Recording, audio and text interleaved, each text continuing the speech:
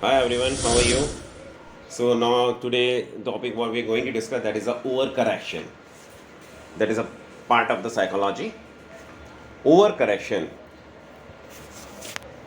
It's a mainly part of the behavioral problems. It comes under the behavior modification. Introduction. So restoring the disturbed environment back to more than normal condition, that we can say in the introduction. So what is the definition of the overcorrection? It is a type punishment procedure in which the misbehaving student is required to overcorrect the environmental effects of her misbehavior and or to practice appropriate forms of the behavior in those situations in which the misbehavior commonly occurs. So types of the overcorrection.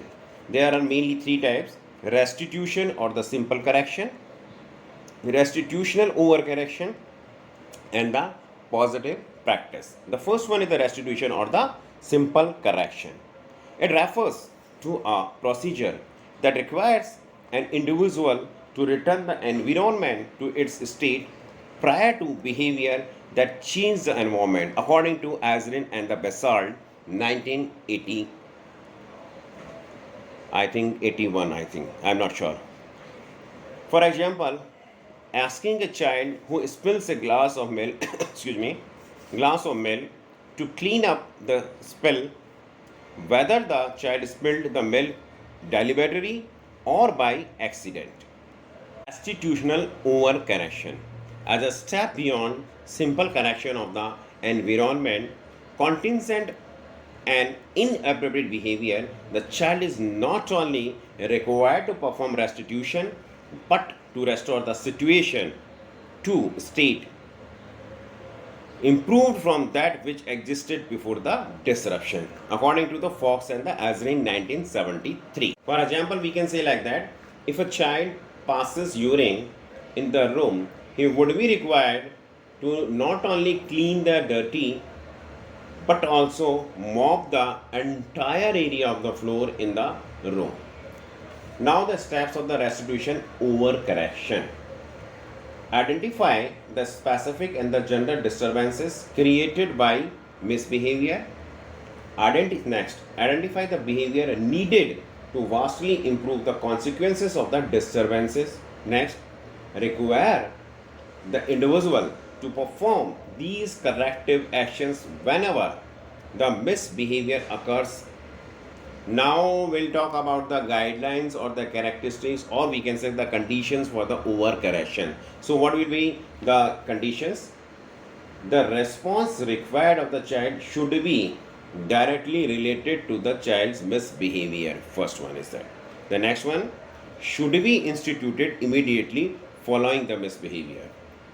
Next, be performed in rapid, continued manner. Next, should have a lengthy duration. Next, don't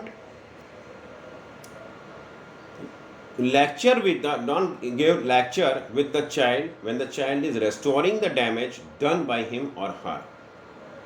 Never reward the child after he has finished restoring the damage to a better position than it was before. Require effort also. Now, what are the disadvantages of the overcorrection? There may be some disadvantages also. So we can discuss like that. The first one is the overcorrection is questionable educational value beyond the lessons learned during the restitution phase of the child's response.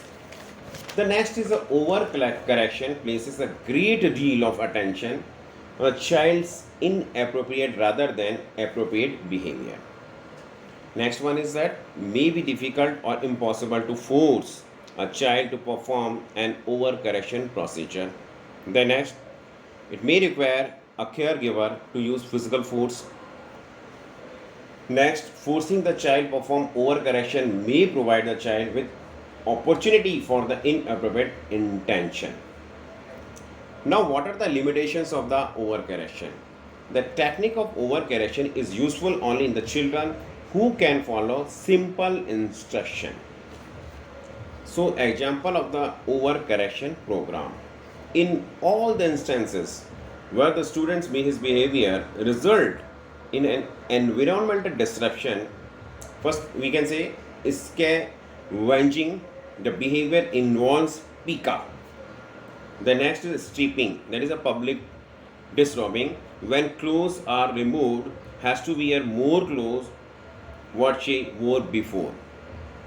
Biting others, throwing objects, toileting accidents. Now we'll talk about the research studies what have been done on overaggression. That is Madsen and the Ollendick 1977.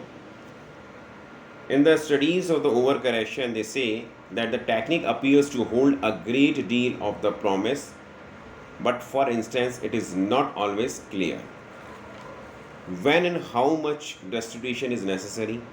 Second, how long the duration of the positive practice needs to be, ranging ranging from 40 seconds to the 30 minutes. What is the degree of gradual guidance should be. So today in this topic, we have studied about the overcorrection. I think you might have understood, and if you like it, please like, share.